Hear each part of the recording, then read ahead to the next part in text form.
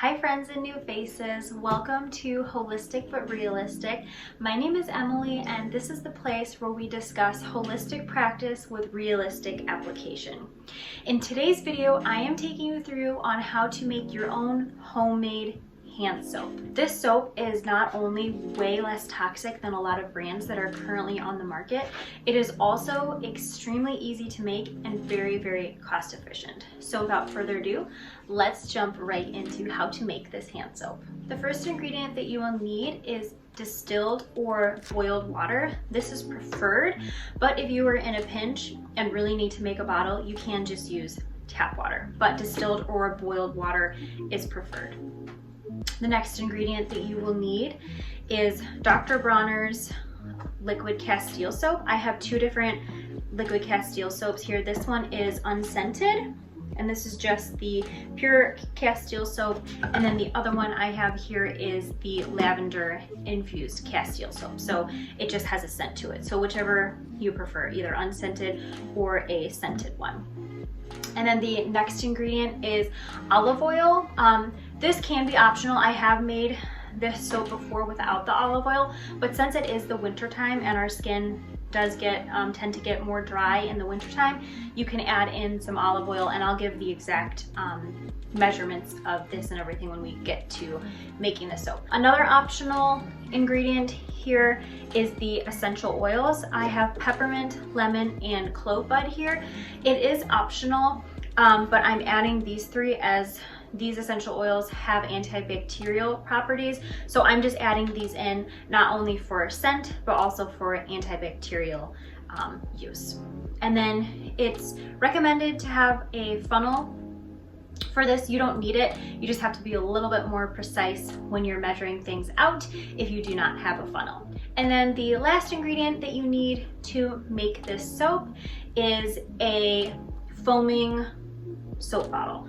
And it does have to be foaming in order to work properly.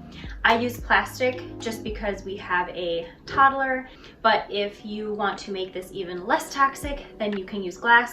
And so that is all the ingredients that you need. And now let's get into how to make your own hand soap. I have all the ingredients off to the side here.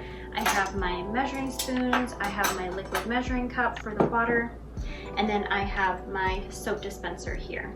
So this is a 10-ounce, hello Ireland, sorry about my cat. This is an 11-ounce soap bottle. So depending on how big or small your soap bottle is, you may need to tweak the measurements a little bit. So first I'm just gonna start off by measuring, since this is an 11-ounce bottle, but we have to make room for the other ingredients, I'm going to put 10 ounces of distilled water in here.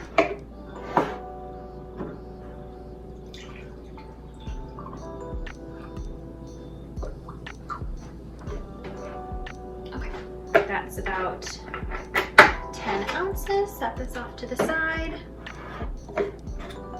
Got my funnel.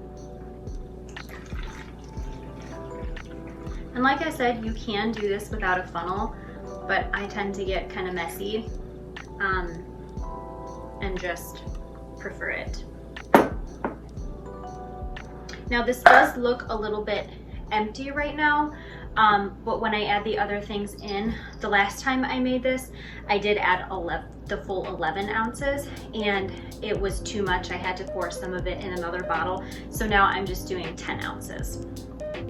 So next we will do the half a teaspoon of olive oil to get some moisture for our hands. Oh, put my funnel back in, and half a teaspoon.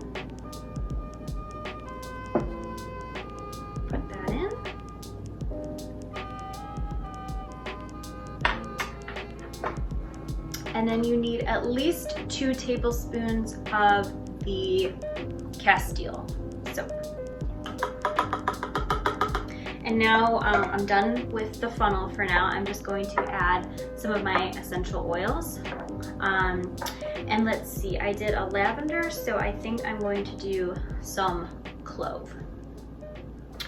And with essential oils, the rough rule of thumb is about 3 to 5 drops per 100 milliliters of water. So I think that I'm gonna add in about like 11 or 12.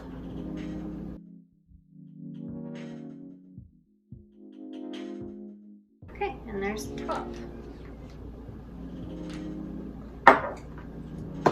And then you screw on the top. And then I give it a good shake around. You might have to shake this up a little bit, especially in the wintertime when it has the almond or olive oil in this, but I've found that once you use it for a while, the ingredients are pretty dispersed in there and you don't really need to shake it. But that is your finished product. And there's the soap.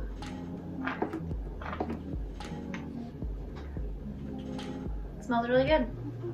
Okay guys, so that is going to wrap up today's video on how to make your own foaming hand soap at home. I hope this video is helpful. I hope that you decide to give this recipe a try.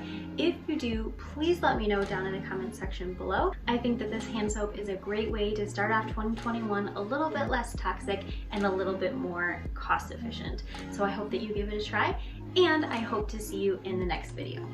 Bye!